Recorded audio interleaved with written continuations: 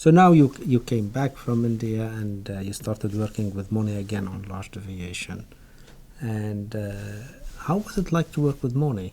I know personally he was a very interesting man, but work-wise I never worked with him. So he had a fantastic collection of problems. I mean, really?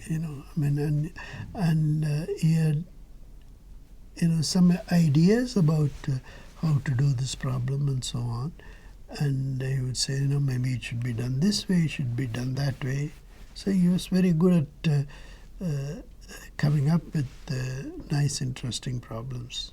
With good intuition as well. Very good intuition on how this would go.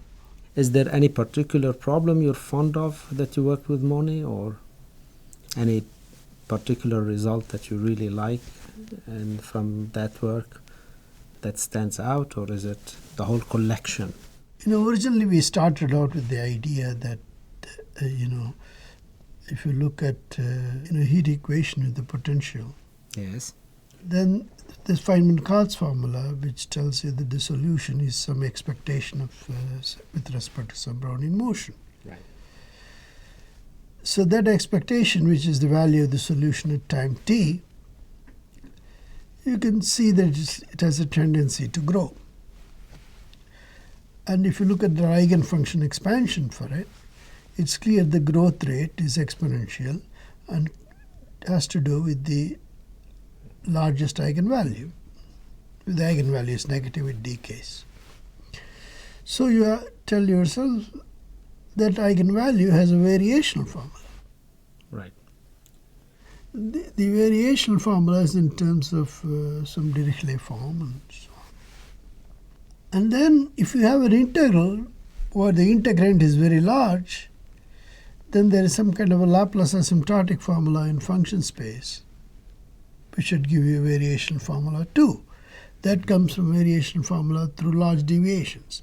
Large deviations really means you have exponentially small probabilities. Right. If you have an exponentially large function that you are trying to integrate with respect to a measure which is exponentially small and sets, there is a fight between the two, which is resolved by Laplace asymptotic formula, and that's a variational formula for the integral in some sense. So that's a variation formula over probability distributions. Right. Well, is there a connection between the two? Are the two variational formulas really the same? Are they different? Okay, that was the problem that Donsker asked. Now I'm curious, did he ask it in this term? Because whenever I chat with you about probability, you are capable of putting the problem in terms of very elementary mathematics, in terms of Laplace's asymptotic formulas and how it relate to. So was Donsker like that as well? Or is this your explanation? No, there was, Because I'm always fascinated how you put the problem as much as by the solution of the problem. You always go back to the idea, the simple explanation. Most problems are simple. I like simple problems. I know, but not all people are capable of doing that, giving the simple explanation. What's the idea behind it? But let's continue with the problem. So I was thinking about the problem for a while, what should the answer be, how to relate the two. And then I was visiting Duke University. They had invited me to give a colloquium. I think it was the fall of '73. So I was sitting there in their library, I had an hour before my talk. So I was thinking about the problem, and suddenly it occurred to me that the solution was very simple. I mean, the usual variational formula involves an L2 function. And if you square the L2 function, you have an L1 function. Right?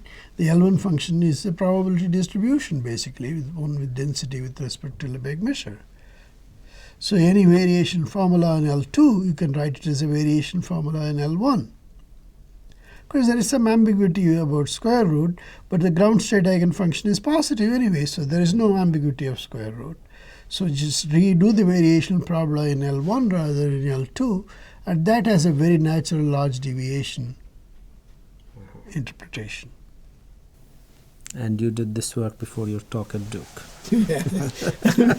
I mean, once you have the idea, the actual proof is just, it goes. Okay, that's beautiful. That's very nice. Very nice.